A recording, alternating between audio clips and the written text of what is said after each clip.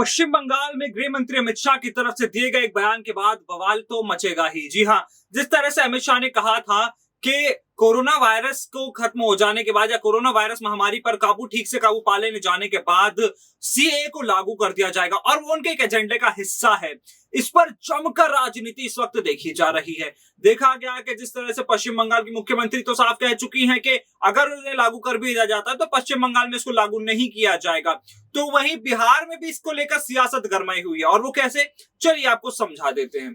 जैसे देखा गया कि एनडीए की गठबंधन की सरकार है, जेडीयू के साथ नीतीश कुमार वहां के मुख्यमंत्री हैं, लेकिन कहीं ना कहीं दोनों पार्टियों की मानसिकता यानी विचारधारा तो अलग अलग है ही।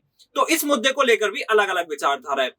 वहां पर ऐसा देखा गया कि नीतीश सरकार में जितने भी बीजेपी के मंत्री हैं उनकी तरफ से साफ तौर पर कहा गया कि इस कानून को बिहार में जरूर लागू होना चाहिए और इसकी जरूरत भी है। लेकिन जनता दल यूनाइटेड का यानी जेडीयू का इस पर एक अलग ही स्टैंड है और उन्होंने कहा है कि उनका स्टैंड इस मामले पर बिल्कुल क्लियर है।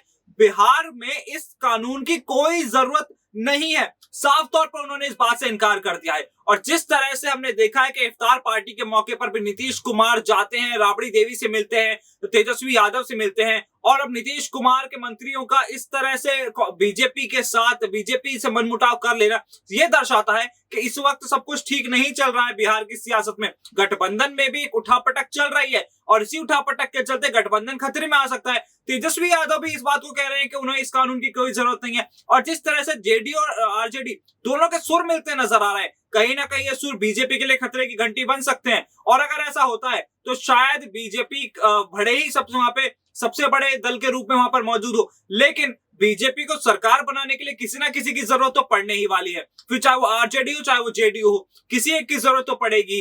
लेकिन अब जिस तरह से दोनों पार्टियों की विचारधाराओं में परिवर्तन आता जा रहा है, अलग अलग विचार होते जा रहे हैं, आने वाले लोकसभा चुनाव में ऐसा देखा जा सकता है कि हो सके कि दोनों पार्टियां एक साथ चुनाव ना भी लड़े।